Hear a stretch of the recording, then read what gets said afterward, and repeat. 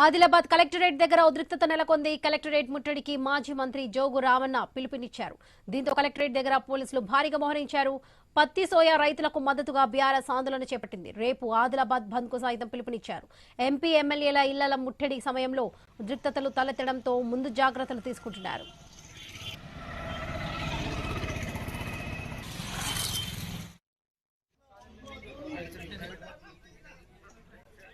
Adilabad collectorate దగ్గర ఉద్రిక్తత నెలకొంది. కలెక్టరేట్ ముట్టడికి మాజీ మంత్రి జోగు రామన్న పిలుపునిచ్చారు. దీంతో కలెక్టరేట్ దగ్గర పోలీసులు భారీగా మోహరించారు. పత్తి సోయా రైతులకు మద్దతుగా బీఆర్ఎస్ ఆందోళన చేపట్టింది. రేపు ఆదిలాబాద్ బంద్ కు సైతం పిలుపునిచ్చారు.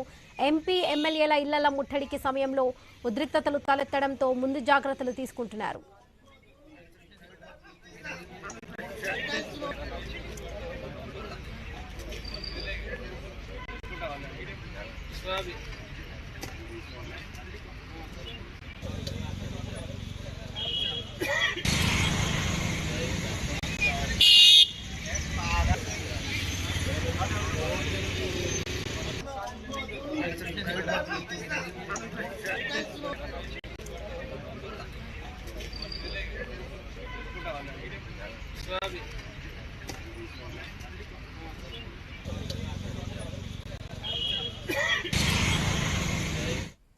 ఆదిలాబాద్ కలెక్టరేట్ దగ్గర ఉద్రిక్తత నెలకొంది. కలెక్టరేట్ ముట్టడికి మాజీ మంత్రి జోగు రామన్న పిలుపునిచ్చారు. దీంతో కలెక్టరేట్ దగ్గర పోలీసులు భారీగా మోహరించారు.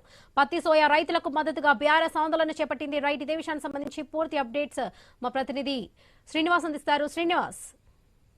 వరలక్ష్మి, ఆదిలాబాద్ జిల్లా కేంద్రంలో ఇటు బీఆర్ఎస్ పార్టీ ఆధ్వర్యంలో పత్తి సోయా రైతులకు మద్దతుగానైతే గత కొద్ది రోజులుగా వరుసగా అయితే ఆందోళన కార్యక్రమాలు అయితే కొనసాగుతున్నాయి. ఇటు మాజీ మంత్రి జోగు రామన్న ఆధ్వర్యంలో ఇప్పటికే బేలా జాతీయ రహదారిపై నిరసన కార్యక్రమం చేపట్టగా గత 2 రోజుల క్రితం అయితే ఇటు ఎంపీ ఎమ్మెల్యేల ఇంటి ముట్టడి కార్యక్రమం అయితే తీవ్ర ఉద్రిక్తకర పరిస్థితులకు అయితే దారి చేసింది. మరోవైపు ఈ రోజు ఇటు బీఆర్ఎస్ పార్టీ ఆధ్వర్యంలో కలెక్టరేట్ ముట్టడితో పాటు రేపు పట్టణ బంధు పిలుపుకైతే బీఆర్ఎస్ పార్టీ తరఫున అయితే పిలుపునిచ్చిన పరిస్థితులు అయితే ఉన్నాయి. అయితే కలెక్టరేట్ ముట్టడి కార్యక్రమం ఉన్న నేపథ్యంలో కలెక్టరేట్ వద్దనైతే భారీగానైతే పోలీసులు అయితే ఉదయం నుంచి కూడా మోహరించిన పరిస్థితులు అయితే ఉన్నాయి.